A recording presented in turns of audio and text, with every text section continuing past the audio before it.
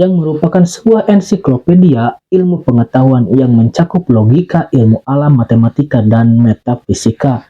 Karya ini memperlihatkan bahwa Ibnu Sina tidak hanya seorang dokter tetapi juga seorang filsuf besar yang menyatukan pemikiran-pemikiran Aristoteles dengan ajaran Islam.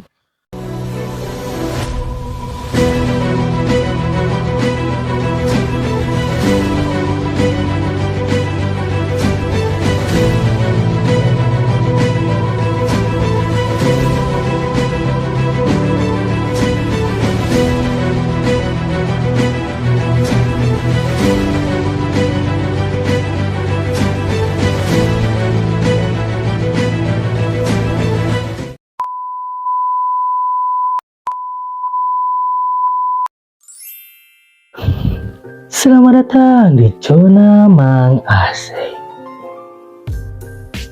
Halo John, terima kasih sudah mampir di video ini. Kali ini Mamang akan menceritakan sedikit kisah seorang tokoh besar dalam sejarah. Seorang ilmuwan yang tidak hanya menguasai satu bidang ilmu, tetapi banyak bidang sekaligus. Bayangkan, seorang tokoh yang pada usia 18 tahun sudah menjadi dokter di istana, dan karyanya digunakan sebagai buku panduan kedokteran selama lebih dari 600 tahun. Siapa sebenarnya sosok jenius ini? Bagaimana ia bisa menguasai begitu banyak ilmu di usia yang begitu muda? Dan apa rahasia di balik karya-karyanya yang tak lekang oleh waktu? Dalam video kali ini, kita akan mengungkap kisah luar biasa dari sang bapak kedokteran modern, Ibnu Sina. Oke, tanpa berlama-lama, tanpa berbasa-basi, kita masuk saja ke ceritanya. Enjoy!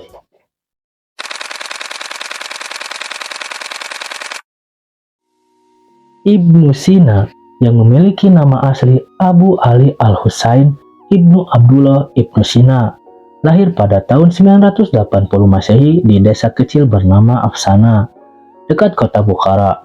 Saat itu merupakan bagian dari Kekaisaran Samania.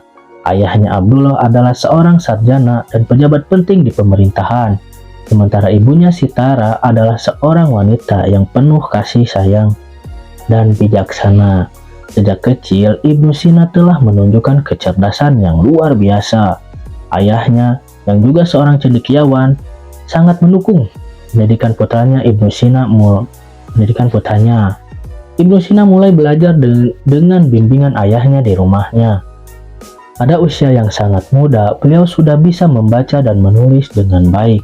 Selain itu, dia juga mempelajari berbagai ilmu dasar seperti matematika, geometri, dan astronomi. Tak hanya belajar dari ayahnya saja, Ibnu Sina juga belajar dari para cendekiawan dan guru-guru terkemuka di Bukhara. Pada usia 10 tahun, dia sudah menghafal Al-Quran, yang merupakan prestasi luar biasa bagi seorang anak kecil.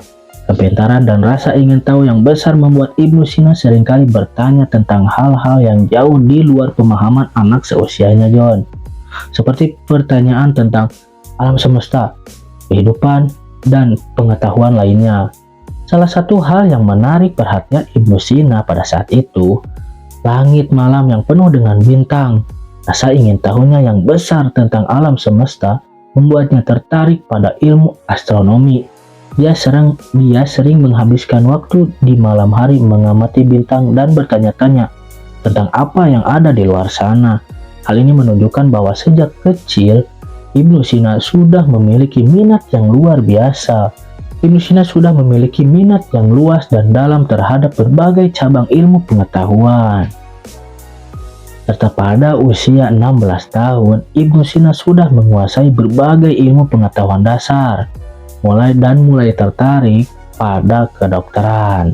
Saat itu ia belajar dengan sangat tekun, membaca berbagai buku medis, dan berdiskusi dengan para ahli. Tidak butuh waktu lama bagi Ibnu Sina untuk menjadi seorang dokter muda yang sangat dihormati di Bukhara. Banyak orang yang datang kepadanya untuk meminta bantuan dan keahlian medisnya segera dikenal luas pada saat itu, John. Pada usia 18 tahun, Ibnu Sina sudah menjadi dokter yang sangat dihormati di Bukhara. Keterampilan medisnya yang luar biasa serta kemampuannya untuk memahami penyakit yang kompleks membuatnya terkenal di kalangan bangsawan dan masyarakat pada umumnya tentunya. Pada masa itu, salah satu pencapaian terbesar Ibnu Sina adalah ketika ia berhasil menyembuhkan Emil Bukhara dan Ibnu bin Mansur dari penyakit yang tidak dapat diobati oleh dokter lainnya. Sebagai imbalan atas jasanya, Ibnu Sina diizinkan untuk mengakses perpustakaan kerajaan yang sangat besar dan kaya akan naskah-naskah kuno. Dari sinilah Ibnu Sina semakin memperdalam pengetahuannya, tidak hanya dalam bidang kedokteran, tetapi juga dalam filsafat, astronomi, matematika, dan berbagai ilmu lainnya. Perpustakaan ini menjadi tempat di mana Ibnu Sina mengasah pikirannya dan menyusun banyak dari karya-karya pentingnya. Bagaimana kisah karya-karyanya? Kita bahas.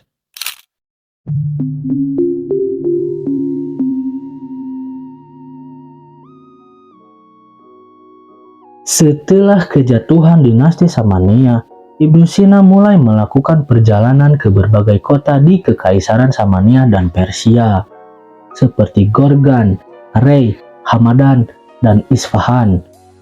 Selama perjalanannya, Ibnu Sina terus mempraktekkan ilmu-ilmu kedokterannya, mengajar dan menulis buku. Dalam perjalanannya inilah ia menghasilkan salah satu karya yang paling monumental, yaitu Al-Qanun fi al-Tibb atau The Canon of Medicine. Al-Qanun fi al-Tibb adalah sebuah ensiklopedia medis yang terdiri dari 5 volume, mencakup berbagai aspek kedokteran seperti diagnosis, farmakologi, dan terapi. Buku ini menyusun pengetahuan medis yang ada pada saat itu dengan cara yang sistematis dan mudah dipahami serta menambahkan penemuan dan pengamatan Ibnu Sina sendiri. Al-Qanun fi al-Tibb tidak hanya menjadi referensi utama dalam dunia kedokteran Islam, tetapi juga diterjemahkan ke dalam bahasa Latin dan digunakan di Eropa selama berabad-abad. Di Barat, buku ini menjadi standar pengajaran kedokteran di universitas-universitas hingga abad ke-17. Selain Al-Qanun fi al-Tibb, Ibnu Sina juga menulis buku lainnya yang berjudul Kitab Al-Shifa atau The Book of Healing. The Book of Healing, John, yang merupakan sebuah ensiklopedia ilmu pengetahuan yang mencakup logika, ilmu alam, matematika, dan metafisika.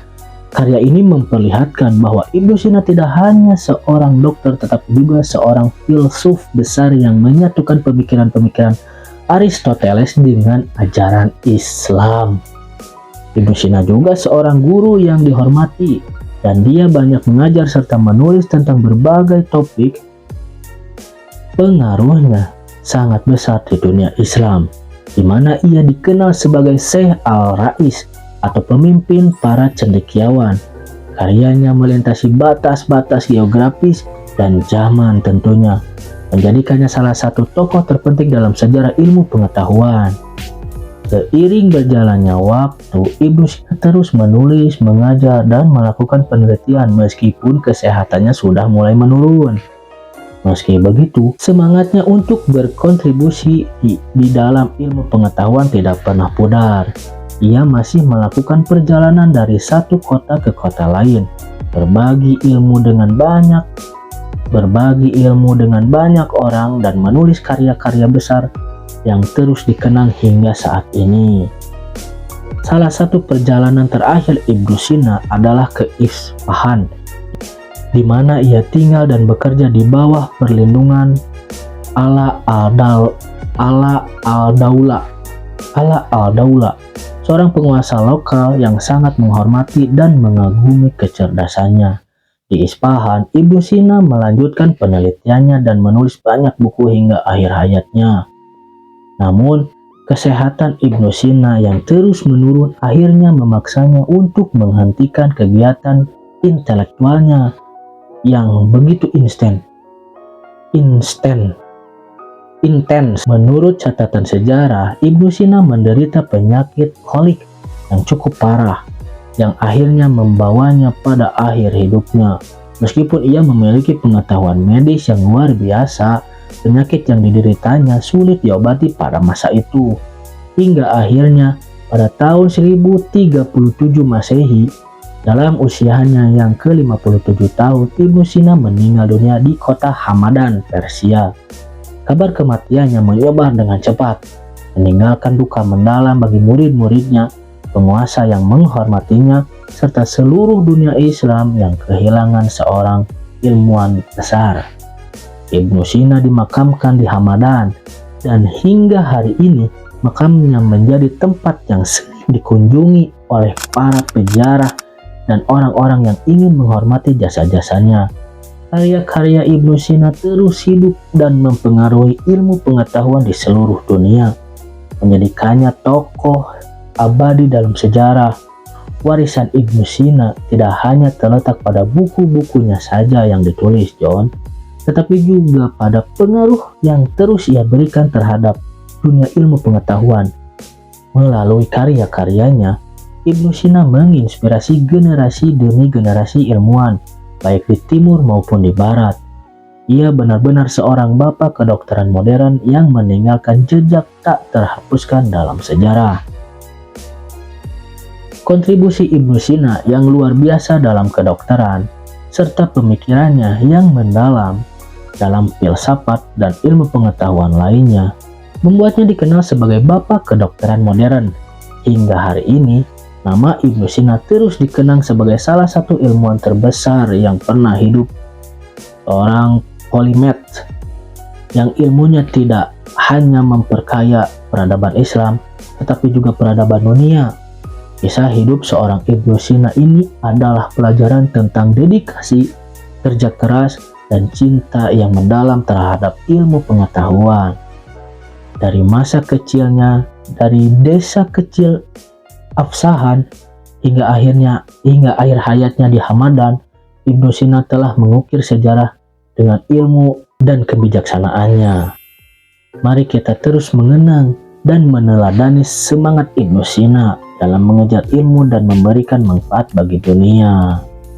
Oke John, segitu dulu cerita yang Mamang bisa sampaikan. Bagian mana yang kalian sukai atau masih ada yang kurang-kurang menurut kalian, bisa tulis saja di kolom komentar. Jangan lupa like video ini kalau kalian suka, share, subscribe, dan nyalakan lonceng notifikasinya agar gak ketinggalan kalau Mamang upload video. Juga membantu channel ini untuk terus berkembang. Sampai jumpa dan terima kasih.